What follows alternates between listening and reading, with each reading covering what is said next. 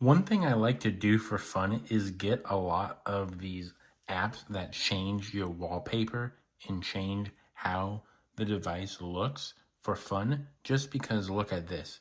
Does this remind you of anything? I don't know about you, but this kind of looks like an iPhone. The user interface looks like a iPhone.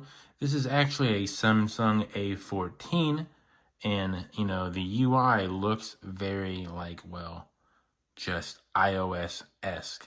It really isn't iOS, right? Of course, but it looks like iOS. And, sometimes that's just too funny not to have. The app I am using is called Launcher OS, and I haven't been using it for a while, but there is one major thing that I want to say when it comes to this app that I have noticed. Yes, my UI looks pretty nice, but I have noticed that the app does take a lot of power, at least from this phone, in the RAM department. So I have noticed this phone being a little bit slower than normal. For example, let's try to open up the camera app. That took a second longer than it usually does. Now this phone is getting older too, but the main thing was that it took a second longer than usual. Another problem that I have is this blur effect issue. It happens all the time.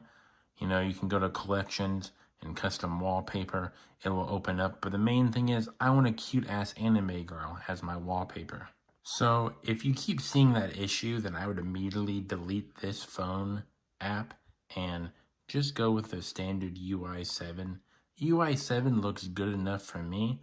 Like I said, I just like to mess around with some of these apps every now and then just to get a new look on maybe some of your older devices.